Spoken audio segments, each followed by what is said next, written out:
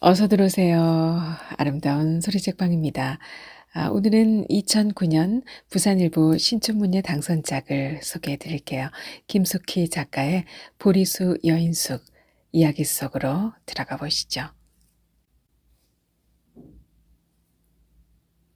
보리수 여인숙 김숙희. 춤추러 가지 않을래? 배낭끈을 잡고 있는 녀석의 눈빛이 반짝였다.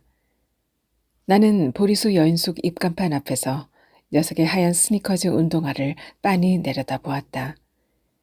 이렇게 운동화 콧등에 때도 한 점 없는 어설픈 녀석이 따라붙으면 슬쩍 구미가 당겨온다. 녀석은 내가 메가박스 앞에서 모자를 고를 때부터 쭉 지켜보았다고 했다. 녀석이 찍 침이라도 내 갈기며 날라리 티를 냈더라면 내가 어딜 봐서 너랑 춤출 것 같아 보이니? 라고 톡 쏘아대며 앙큼을 떨어댈 생각이었다. 그러면 열의 아홉은 뻔한 내숭인 줄 알아채고 더 끈질기게 따라붙을 것이다. 그런데 녀석은 좀 달랐다. 신발도 구겨 신지 않았고 무엇보다 짧게 깎은 머리가 마음에 걸렸다. 저런 소심치들은 한쪽에서 조금만 튕겨도 이내 포기하고 만다. 따분하긴 하지만 저런 범생이 스타일이랑 한 번쯤 노는 것도 그다지 나쁘지는 않다. 잘하면 크리스마스 이브에 패밀리 레스토랑에서 스테이크를 썰 수도 있으니 말이다. 내가 활동하는 무대는 메가박스다. 그렇다고 내 고객님을 외치며 팝콘을 튀기고 음료수나 따르는 단순 알바생은 아니다. 그보다 좀 더 주의를 요하고 좀 더 치밀하고 좀 더 숙련된 기술을 요하는 일을 한다. 쉽게 말해 영화관을 찾는 관객들에게서 삥을 좀 뜯는 정도라고 이해하면 된다. 나는 그 일을 피차 얼굴 붉히지 않은 선에서 깔끔하게 마무리를 한다. 이런 은밀함 때문에 간혹 삥 뜯는 것과 소매치기 사이의 경계가 불분명하기는 하다. 나 같은 생계형 삥 뜯기 소녀에게 굳이 소매치기라는 죄목을 붙인다면 뭐 어쩔 수 없는 일이지만 말이다. 사회가 정의로 가득 찬 골 때리는 곳이었다면 나는 지금쯤 소년원에서 피 떠지게 자리 싸움이나 하며 지내고 있어야 했다. 오늘도 볼드몬트와 눈이 마주치지 않았더라면 나는 한두 건 더 올릴 작정이었다. 볼드몬트의 시선에서 벗어난 곳에서 손을 찔러 넣었는데 고개를 돌리고 내 쪽을 보고 있었다. 짓궂은 초딩 녀석들이 날달걀을 던져도 꼼짝하지 않던 볼드몬트였다. 나는 순간적으로 손을 빼고 여자친구의 허리를 감고 있는 얼빠진 녀석의 어깨에 손을 얹었다. 오빠, 나야. 나 모르겠어? 죽었다 깨어나도 알턱이 없을 나를 보고 녀석이 뒤통수를 긁어대며 기억을 더듬었다. 어머, 죄송해요. 아는 오빠인 줄 알고. 나는 가뿐히 뒤돌아서 손을 털고 볼드몬트의 시야를 벗어났다. 어쩌면 볼드몬트가 내 정수리를 넘어 대각선 방향 어디쯤을 멍하니 보고 있었던 것일지도 모른다는 생각이 얼핏 스쳤다. 빌어먹을. 하긴 먹잇감을 발견해낸 눈빛이곤 맥이 없긴 했다. 지레 겁을 집어먹고 쇼까지 하다니.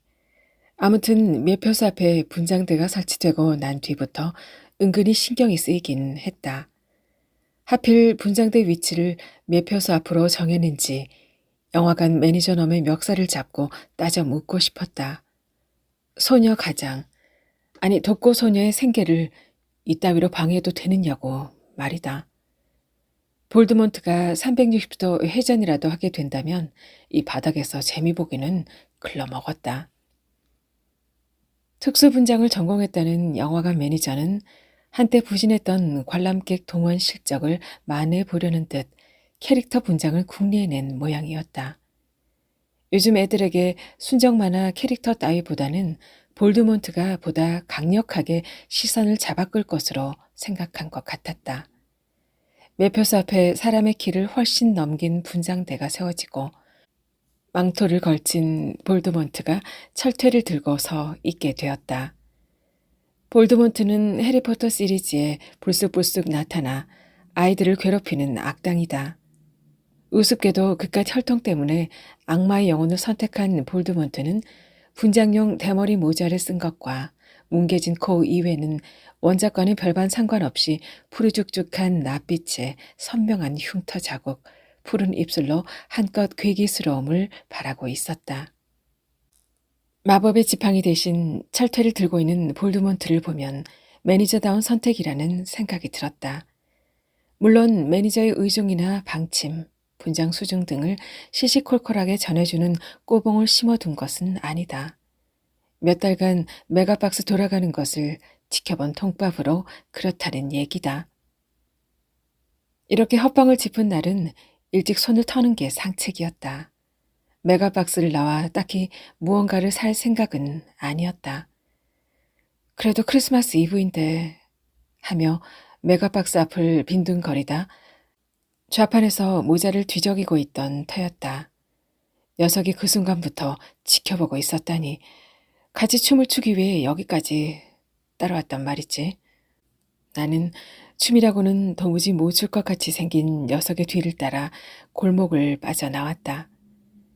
재수없게도 녀석의 목덜미가 너무 희었다. 녀석의 점퍼 뒤에 붙어있는 상표를 슬쩍 넘겨봤다. 모르는 상표였다. 이렇게 후진 시장 상표를 입은 녀석이 따라붙는 경우도 종종 있다. 하지만 명품 상표만 믿었다가는 된통 당한다. 정교하게 만든 짝퉁을 걸치고 다니는 놈팡이들은 대개 언젠가는 진짜 명품을 손에 넣고 싶어 했다. 내 등골을 빼먹다 결국 제 발로 나가 떨어진 그놈이 그랬다. 나는 자꾸만 눈에 밟히는 녀석의 목덜미를 따라 지하 어느 후진 나이트로 들어갔다. 지금이 어느 때인데 촌스러운 스포츠 머리란 말인지 나도 모르게 내 뒷덜미에 손이 갔다. 나는 머리를 짧게 자르지 않는다. 머리를 짧게 잘라 어린 티가 나면 이런 후진 곳도 드나들기가 하늘의 별 따기다. 무엇보다도 내 머리 모양이 분장대 위에서 내려다보는 볼드몬트의 눈에 익게 된다면 이곳에서는 손을 털어야 한다. 그래서 모자도 자주 바꿔 쓰고 머리 모양도 자주 바꾼다. 옷을 더 껴입어 체형을 바꿔보기도 하지만 언젠가 시간이 지나면 볼드몬트 눈을 속이는 것 자체가 불가능하겠다는 생각도 든다. 나이트로 들어간 뒤 어떻게 녀석과 함께 몸 한 번 부비지 않고 그곳을 나와 방까지 끌고 왔는지 순전히 술 탓이었다. 휴대폰을 열어보니 새벽 2시를 넘기고 있었다. 녀석은 예상대로 춤에는 전혀 관심이 없었다. 녀석 하는 꼴이 놀아본 지 오래이거나 아예 놀아본 적이 없는 것처럼 보였다. 녀석이 테이블 모서리에 붙어있는 주문용 손전등을 바라보며 왜 아무것도 물어보지 않느냐고 했다. 꼬치꼬치 캐물을 만큼 너한테 관심 없어. 나는 그렇게 내뱉으면서도 녀석의 시선이 가는 곳을 놓치지 않았다. 녀석에게는 춤추자고 마냥 엉겨붙기에도 왠지 만만치 않은 구석이 있었다. 나는 비스듬히 앉아 다리를 꼰 채 병째 맥주를 홀짝였다. 녀석이 맥주를 잔에 붓고 연신 들이켰다. 녀석이 그러든 말든 나는 스테이지로 나가 맥주를 홀짝인 만큼 몸을 흔들었다.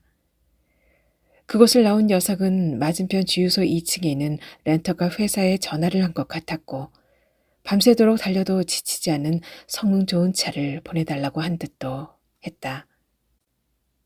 렌터카 회사에서 어디로 차를 보내면 되느냐고 묻는 듯 녀석은 3번 공중전화 박스 앞으로 보내달라고 했다. 미친놈. 옆에서 듣고 있자니 거칠게 소화기를 놓는 소리가 들려왔다. 아무튼 녀석은 그때 그 순간 나를 어찌해 보려고 꼼수를 쓰는 것 같지는 않아 보였다. 그래, 잘 가. 라고 인사를 나누고 헤어지기에는 뭔가 아쉬웠다. 술김에 녀석에게 휴대폰 번호를 알려준 것도 같았고, 그때 녀석도 마땅히 갈 곳이 없다고 했던가.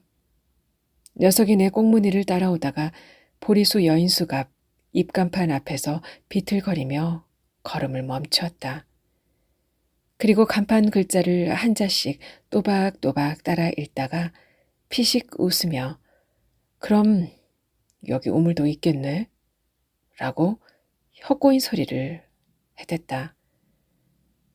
나는 시답잖은 녀석의 말에 대꾸라도 하듯 입간판을 발로 툭 차버렸다.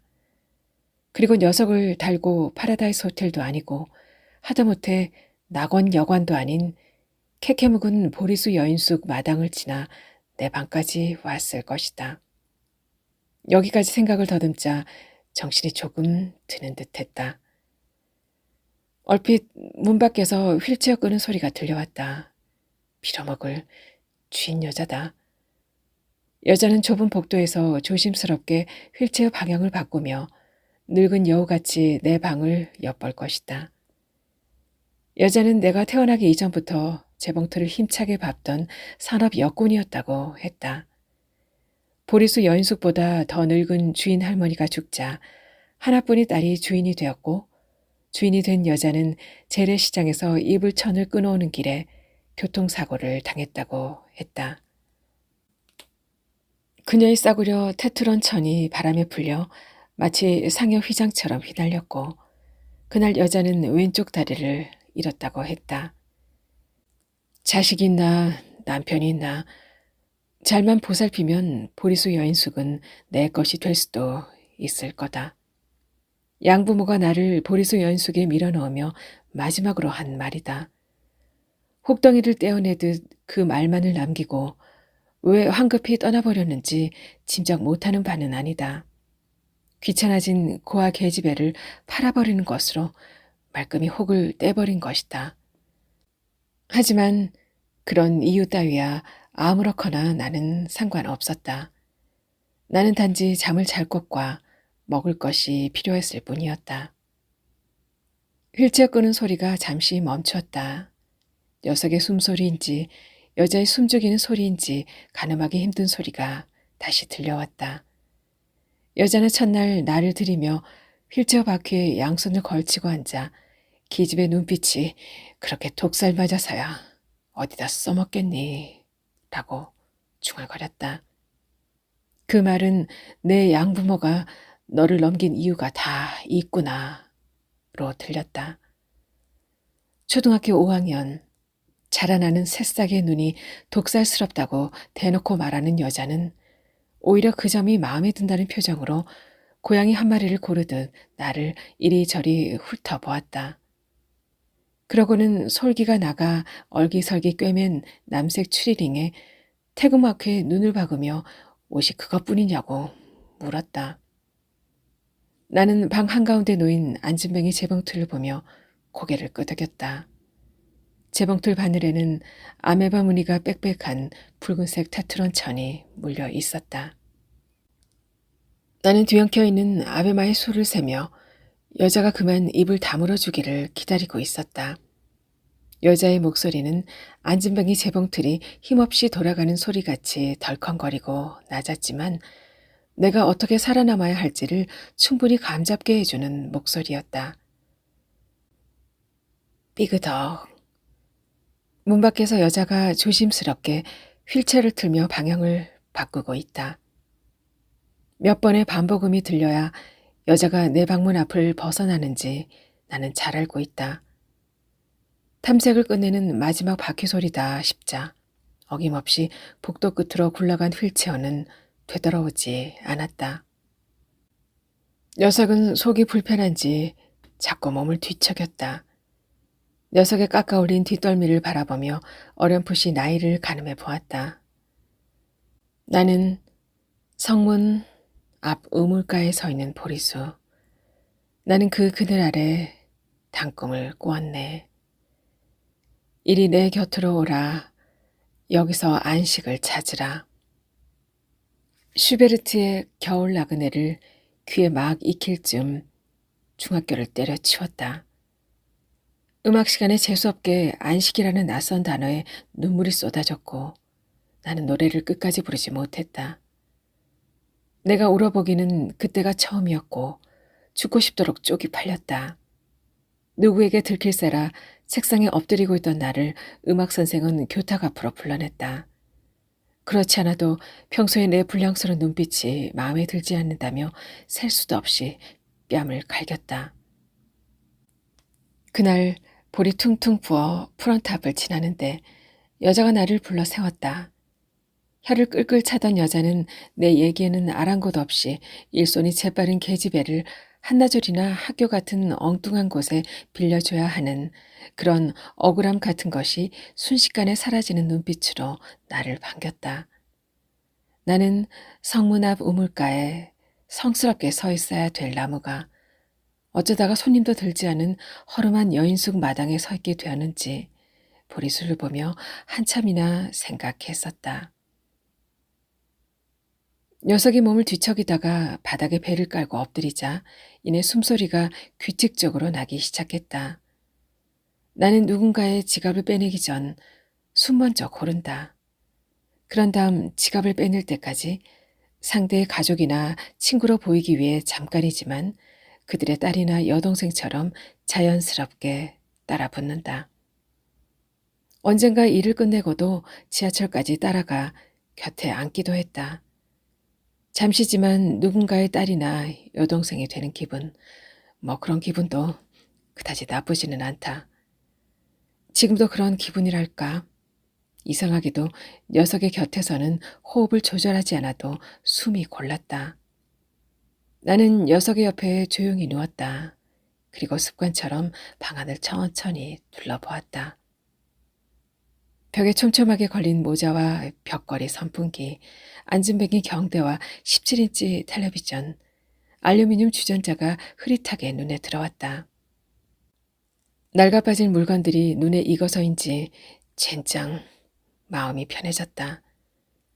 하지만 이곳에 뭐 이렇게 낡아빠진 것만 있는 것도 아니다. 역시 계집아이 방이군 할 정도의 소품들도 끼어 있다. 내가 가슴팍에 품고 있는 쿠션과 안진뱅이 경대 앞의 고민형은 처음 삥을 뜯던 날 사들인 물건이다. 녀석 머리맡에 간이 옷장도 큰맘 먹고 사들였다. 나는 쿠션을 품에 안고 녀석 옆에 누웠다. 그리고 다리가 온전히 붙어있던 한때 여자가 밤새 재봉틀을 돌려 만들었다는 이불의 귀퉁이를 가슴께까지 끌어올렸다. 담배구멍이 숭숭 뚫리고 아메바가 꼼지락대는 이불을 덮고 눈을 감으면 이상하게도 모든 것이 깜깜해지면서 아무런 생각 없이 잠들 수 있었다. 나는 녀석의 곁에서 눈을 감았다. 여자가 보이지 않는 틈을 타 콧구멍 같은 프런트 앞을 빠져나왔다. 재수없게 여자와 마주치기라도 한다면 귀찮게 발목이 잡혀 오늘 오전 작업은 망칠 것이다. 방에 남아있는 녀석이 걸리긴 했지만 녀석이 언제 방을 나가든 내가 알 바 아니라고 생각했다. 하지만 나도 모르게 녀석을 흔들어 깨워 세면장의 위치와 12시가 넘으면 추가 요금이 붙는다는 것을 말해 주었다. 물론 하루 숙박비 정도는 뜯어냈다. 녀석이 나를 어찌해 보겠다면야 녀석이 가지고 있는 돈을 모두 뽑아내도 모자랄 판이었다. 하지만 아침까지 잠바조차 벗지 않은 저런 소심치에게 나를 덮칠 기미는 없어 보였다. 알아서 나가. 내 얘기를 말없이 듣고 있던 녀석이 어깨를 오므리며 머리를 내리깔았다. 어느 자세를 취하든 녀석의 목덜미가 자꾸만 눈에 밟혔다. 녀석을 따라 나이트에 들어설 때도 엎드려 잘 때도 재수없게 앉아있을 때도 그랬다. 나는 여인숙 마당을 지나오다 문득 내 뒷덜미가 궁금해졌다. 나는 모자를 깊게 눌러쓰고 건설로라는 주소가 따라붙는 골목을 천천히 걸어 나왔다. 보리수 여인숙이나 골목을 끼고 다닥다닥 붙어있는 낡은 건물은 모두 건설로라는 주소가 따라 붙는다. 건설로. 건설이 필요한 거리라고 이해하면 된다. 번지가 따라붙긴 하지만 이 골목에서 번지는 중요하지 않다. 구질구질하기는 모두 마찬가지다. 도심 한가운데 이런 집들이 있다니. 메가박스 맞은편에서 내린 사람들이 가끔 신기한 듯 흘깃거리고 지나가지만 누구 하나 걸음을 멈추지는 않는다. 아무리 그렇다 하더라도 골목을 빠져나올 때까지 크리스마스 트리 하나 없다는 것은 하나님께 죄를 짓는 일이라고 생각한다. 골목만 빠져나가면 거리에 온통 크리스마스 장식과 캐럴송 뿌린데도 말이다. 제때 장식하고 제때 노래 불러주고 그래서 맞은편 쪽 사람들은 화려하게 축복을 받는 것일까? 골목을 벗어나자 건물 전체에 붉은 리본을 매단 메가박스 건물이 커다랗게 눈에 들어왔다. 나는 매표소 앞에서 볼드몬트가 없는 분장대를 여유있게 올려다보았다. 오늘 같은 날에는 매니저가 한두 시간씩이나 여유를 부리며 특수분장을 해댈 시간이 없다고 했다. 물론 이런 정보는 입이 빠른 알바생 곁을 조금만 얼씬거려도 얻어들을 수 있는 정보들이다. 특히 매니저의 등 뒤에 수시로 가운데 손가락을 뻗어 욕을 날리는 매점 알바생의 입이 가장 빨랐다. 매표소 전광판에서 번호 넘어가는 소리가 쉴 새 없이 들려왔다. 팝콘 기기에서는 팝콘이 한 방울처럼 터져내렸다. 초딩들은 닌텐도를 주머니에 박아넣고 줄줄이 추러스를 들고 설탕가루를 날리며 돌아다녔다. 버터에 튀긴 팝콘 냄새 때문인지 속이 쓰렸다. 깊이 눌러쓴 모자를 벗고 편의점으로 들어갔다. 밥은 먹고 나가지.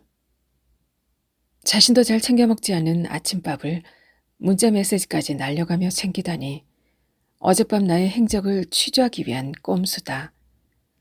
녀석은 지금쯤 방을 나가고 없을까? 나는 여자가 보낸 문자를 지우고 컵라면과 삼각김밥으로 속을 채웠다. 편의점을 나와 매표소가 한눈에 들어오는 의자에 앉아서 미련해 보이는 계집아이 하나를 놓치지 않고 지켜보고 있었다.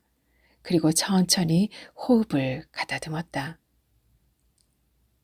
나는 계집애 옆에 슬쩍 따라붙었다. 닌텐도는 반값에만 넘겨도 주머니가 빵빵해진다. 계집애의 분홍색 닌텐도는 날밤을 새도 끝나지 않을 정도로 게임이 깔려 있을 것이다. 불법 알포까지 깔린 것은 반값에다 몇만 원은 더 받아 챙길 수 있다. 재빠르게 분홍색 닌텐도를 가방에 챙겨넣고 뒤돌아서는데 휴대폰 진동음이 느껴졌다. 재수없게 계집애가 돌아보는 통에 하마터면 10년 감수할 뻔했다. 녀석에게 전화번호를 알려준 게 화근이다. 혹시나 해서 켜두었는데. 네, 언니야. 나는 쌩까는 표정으로 계집애에게 웃어 보였다. 계집애는 삥긋 웃더니 가버렸다. 나는 매표소 앞을 벗어나 문자를 확인했다. 화장실이 급하구나. 빌어먹을. 나는 비상계단 쪽으로 몸을 돌렸다. 네, 이럴 줄 알았지. 닌텐도를 넘기고 오는 사이 여자가 휠체어에 그대로 오줌을 싸질러 놓고 있었다. 나는 벽면에 세워둔 목발을 집어 바닥에 내팽겨쳤다. 씨, 들같이 정말 이럴 거야? 휠체어를 안진뱅이 재봉틀이는 쪽으로 힘껏 밀어 제쳤다. 여자는 발톱을 세우고 요란하게 앙탈을 부리고 있는 고양이를 먼 발치에서 바라보듯 나를 보고 있었다. 그것 봐라 하는 여자의 그 재수없는 표정을 안다. 잘못 걸려들었다가는 며칠은 꼼짝 못하고 여자의 수발을 들어야 한다. 프론트에 들러서 아침밥이라도 먹고 했음. 얼굴 보고 말하려고 했는데 뻔한 핑계인 줄 알지만 따져 물어봤자 결국 말은 꼬리를 물고 어젯밤에 달고 온 놈이 누구냐로 끝날 것이다. 차라리 그쯤에서 끝나면 다행이었다. 오갈 데 없는 것 먹여주고 채워주고 은공도 모르는 천하의 독살 맞은 계집 쪽으로 말을 틀면 나는 독살 맞은 계집을 들인 대가를 톡톡히 치르게 해줄 것이다. 아무튼 오늘 같은 날 이깟 여자의 술수에 휘말려 오후 작업까지 망칠 수는 없었다. 나는 이를 앙다물고 바닥에 흥건한 오줌을 닦아냈다. 그리고 여자를 휠체어에서 끌어내렸다. 자꾸만 불어가는 여자의 몸이 이제 힘에 부쳤다. 나는 여자의 의족을 떼어내고 아랫도리를 모두 벗겨냈다. 씨, 누가 이 짓을 하겠어. 누굴 호구새끼로 하는 모양인데. 벌린 가랑이를 내려다보며 매몰차게 말했다. 오늘따라 다리가 자꾸 쑤셔는 통해. 그만. 여자가 전혀 없이 자꾸만 말끝을 흐렸다. 잠시지만 그게 먹힌다는 것을 이 교활한 여자가 알게 된 것이다. 여자의 속옷까지 갈아입히고 나니 이마에 땀이 맺혔다. 휠체어를 끌고 복도로 나왔다. 살이 뜯긴 마루가 삐걱거렸다. 휠체어를 세면장에 밀어놓고 물을 한 바가지 부어 오줌을 씻어냈다. 휠체어가 마를 때까지 여자는 목발을 짚고 다녀야 할 것이다. 하지만 목발 사이로 의족이 덜렁거리며 떠있는 것을 무엇보다 싫어하는 여자는 휠체어가 마를 동안 움직이지 않을 것이다. 나는 여자 대신 프런트에 앉았다. 여자는 손님이 들리 없다는 것을 뻔히 알면서도 나를 이렇게 붙들어 두는 게 수라고 생각한다. 나는 프런트 문을 열고 마당을 내다보았다. 지루하게 이어진 마당 끝으로 잎이 져서 빈 가지만 남은 보리수 나무가 보였다. 몹쓸 짓은 하고 다니지 않는 게 좋아. 미찐 감정을 되찾아 보려는 듯 얄팍하게 힘이 들어간 목소리가 등 뒤에서 들려왔다. 내가 처음 놈팡이를 끌고 왔을 때도 그런 소리를 했다.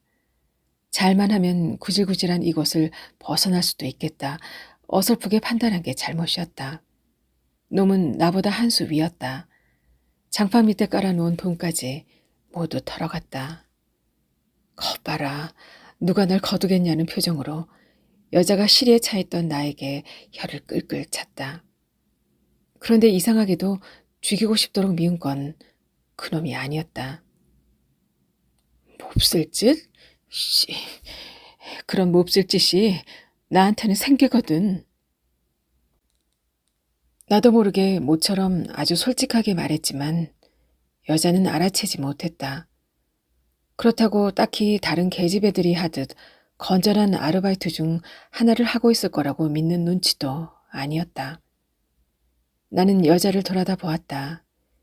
길게 뻗은 인중 밑으로 거칠게 일어선 두툼한 입술. 여자는 갈라진 입술을 벌리며 투숙기간에 따른 숙박비를 간단하게 설명할 뿐 이제 보리수 여인숙에 들고 나는 사람들에게 더 이상 관심이 없었다. 여자가 잘려나간 다리 쪽에 뭉개지듯 흐트러진 치마를 애써 편편하게 폈다. 내가 한창 때 봉제 공장에서 나만 잡으면 만사 오케이였어. 내 밑으로 미싱사들이 줄줄이 굴비처럼 엮여 들어오니 그럴만도 했지.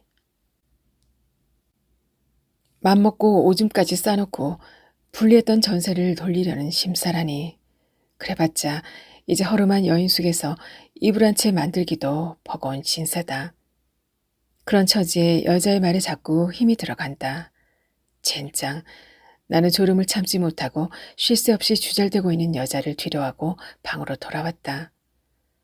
방이 참 따뜻하네. 쪽지 한 장을 남기고 녀석은 가고 없었다.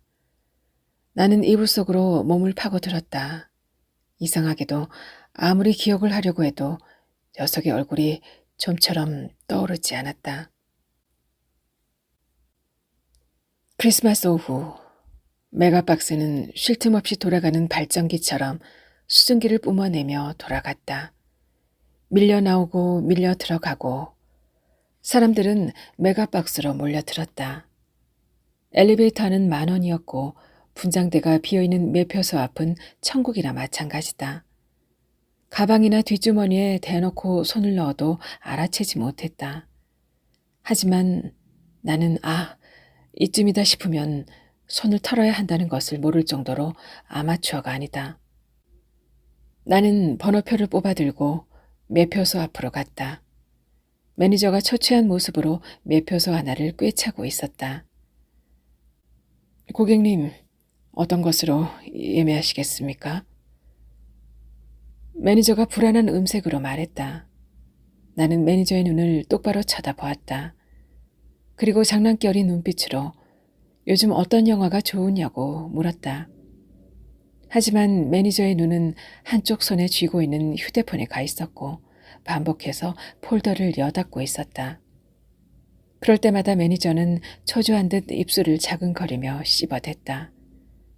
내가 다시 아저씨 하고 부르자 매니저는 귀찮은 표정으로 그건 고객님이 알아서 판단하라고 했다. 빌어먹을 인간, 그런 삐리한 소리로 고객을 대하다니. 나는 포스터를 훑으며 시간을 끌다가 온통 화염과 불길로 배경을 꽉 메운 포스터를 발견하고는 표를 끊었다. 오늘 같은 날 감동의 파노라마가 펼쳐지는 쪽을 택하게 된다면 눈물을 찔끔거리며 훔친 지갑이나 닌텐도를 되돌려주는 불상사가 생기게 될지도 모르는 일이다. 축복된 하루를 끝내고 골목으로 들어선 것은 자정이 가까워서였다. 물론 모자를 넣은 쇼핑백을 옆구리에 끼고서 말이다. 언제나 느끼는 것이지만 건설로 골목은 어느 것 하나 선명한 것이라고는 없다. 건설로 표지판이 붙은 입구 전봇대 불도 꺼져 있다. 그나마 멀리 흐릿하게 여인숙 입간판 불빛이 보이면 빌어먹을 안도감 같은 게 느껴지곤 했다. 일단의 소속감도 생겼다. 그런데 흐릿하게라도 켜져 있던 여인숙 입간판 불이 꺼져 있다. 불길한 예감에 입간판을 앞뒤로 흔들어 보았다. 동네북처럼 발길에 차여 가끔 전기선이 떨어지기도 했는데 전기선은 제대로 연결되어 있었다. 좀처럼 간판에 불을 켠 일만은 있지 않은 여자였다.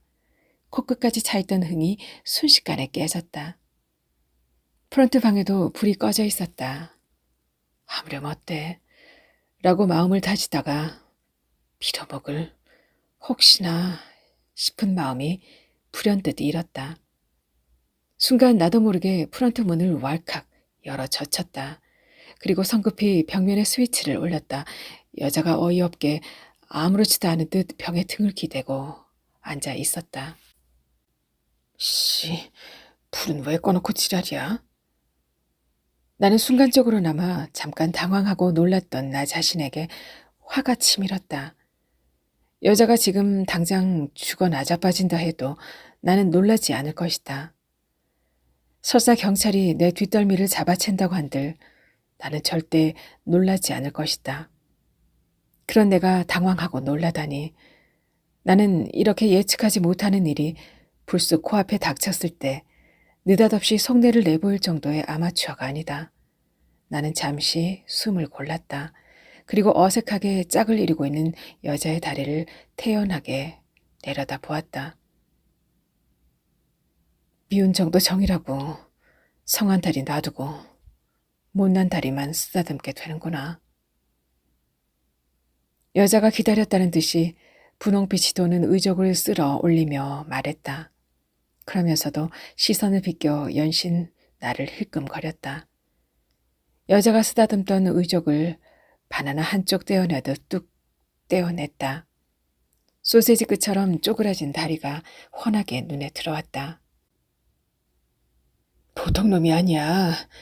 착실한 것 같아 보이는 놈들일수록 뼛속까지 건드린 법이다. 내가 조심하라고 그랬지? 어디 제대로 된 놈이? 결국 녀석이었어. 시위처럼 불을 꺼놓고 이따위로 신세 한탄을 늘어놓는 이유가 그거였단 말이지. 늙은 여우가 그따위 잔미끼로 나를 유인하다니. 나는 늙은 여우의 말이 채 끝나기도 전에 문을 힘껏 닫아버렸다. 녀석을 발견한 것은 불을 막 켰을 때였다. 녀석이 흰 목덜미를 내보이며 엎드려 있었다. 문을 열 때 온기가 느껴진 것은 그 때문이었을까. 녀석은 심사가 꼬일 대로 꼬인 여자의 곱지 않은 시선을 견디며 내 방으로 들어왔을 것이다. 나는 말없이 쇼핑백에서 모자를 꺼내 벽에 걸었다. 온통 모자뿐이네. 모자 모으는 게 취미인가 보지? 녀석이 잠에 취한 목소리로 손등 위에다 턱을 괴고 말했다. 녀석의 목덜미가 훤하게 드러났다. 넌 언제나 네 마음 가는 대로 모자를 골라 쓸 수 있어. 좋겠다. 시답지 않게 모자 따위가 부러움이 되다니. 꼬질꼬질한 여인 속에 빌부터 살면서 그깟 재미로 모자를 사들인다고 생각하는 녀석에게 모자를 사들이는 이유를 시시콜콜 말할 수 없긴 했다. 빌어먹을. 녀석이 피식 웃으며 길지 않게 하는 말을 방심하고 듣고 있다 보면 뭔가를 자꾸 되짚어보게 되었다. 무엇보다도 환하게 드러난 녀석의 뒷덜미만 보면 이상하게도 맥이 풀렸다. 왜 하필 나야? 나도 모르게 튀어나온 말이었다. 녀석과 더 말이 오가기 전에 먼저 쐐기부터 박아야 했다. 녀석이 왜 나인가에 대해 감동적으로 설명해 온다면 피차 얼굴을 보고 삥을 뜯는 것처럼 쪽팔리는 일이다.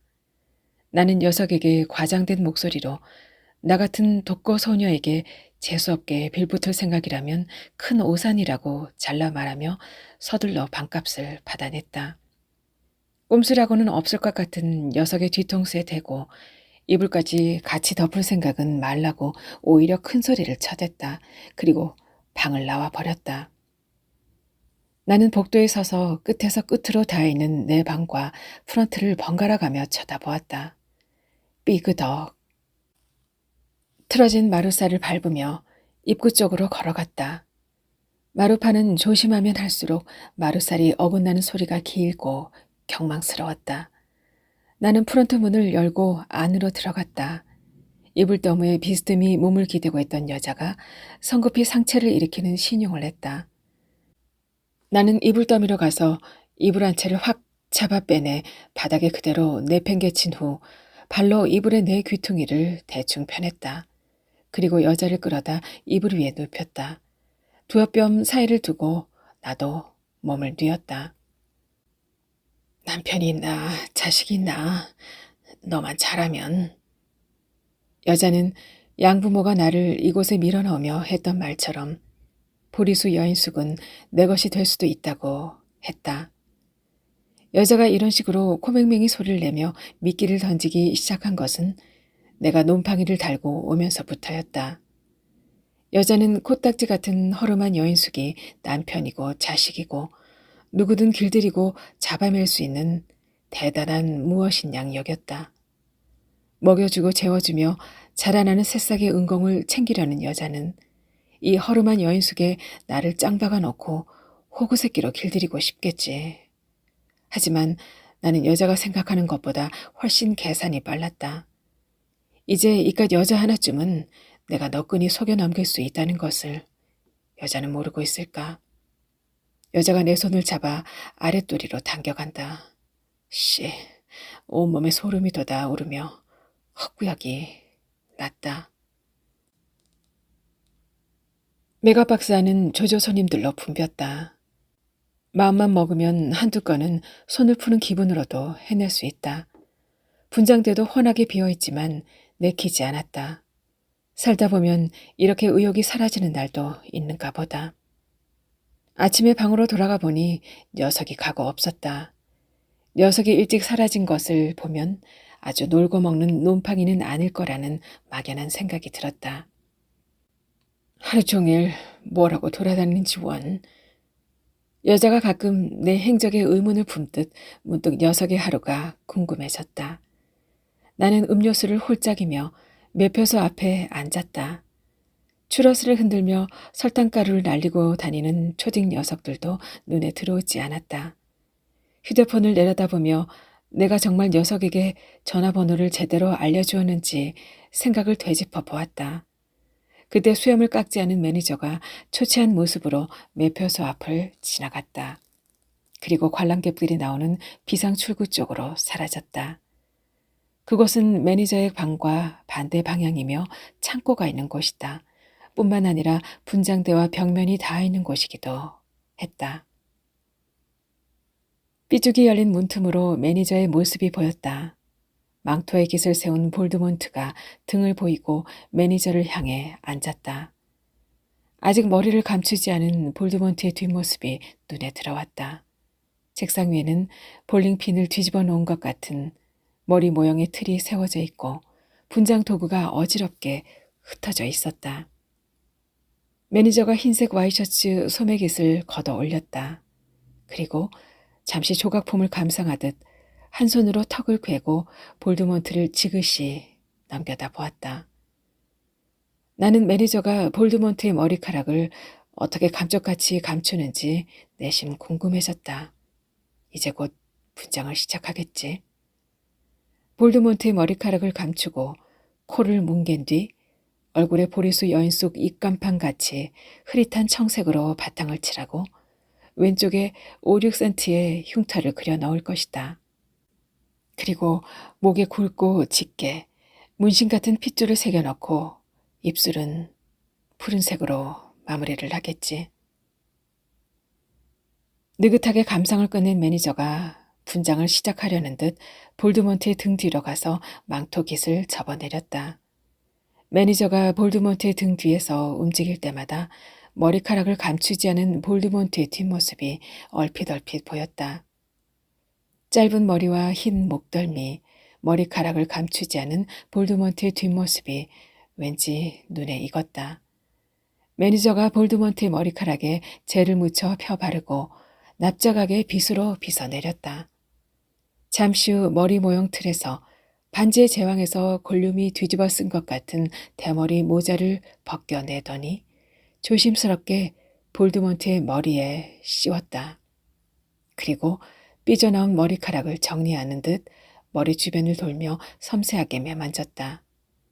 그런 다음 분칠을 하듯 파우더를 펴바르자 볼드몬트의 머리카락은 감쪽같이 감추어졌다. 나는 볼드몬트의 뒷모습을 지켜보며 바닥을 보인 음료수를 빨대로 빨아당겼다. 몰래 지켜보기에도 지겹다고 생각하는 순간 매니저의 팔 동작이 멈춰지며 몸이 서서히 앞으로 기울었다. 나는 이미 바닥을 보이는 음료수를 확인하듯 빨대를 뽑고 캔을 흔들어 보다 멈칫했다. 빨대 목 부분에 스프링이 펴지며 음료수가 얼굴에 튀었다. 나는 얼굴을 닦을 염도 내지 못하고 그들에게 시선을 박았다. 그때 볼드몬트의 얼굴을 향해 고개를 비스듬히 틀며 눈을 감는 매니저가 눈에 들어왔다. 매니저가 볼드몬트의 목을 끌어 안으려는 듯 두 팔을 목 뒤로 올리자 볼드몬트는 순간 몸을 움찔하며 고개를 돌렸다. 우스꽝스럽게 대머리 모자를 덮어쓰고 고개를 돌린 볼드몬트의 옆모습이 얼핏 녀석의 얼굴과 겹쳐졌다. 빌어먹을 녀석이다. 나는 입에 물고 있던 빨대를 그대로 놓쳐버렸다. 녀석은 더는 뒤로 물러날 틈이 없는지 버티듯 양손을 뒤로 뻗어 의자를 꽉 잡았다. 안간힘을 쓰듯 힘줄이 도드라진 녀석의 손목을 보면서 순간 나는 죽도록 얻어터지던 음악 시간이 자꾸만 생각났다. 일찍 나갔더구나, 씨.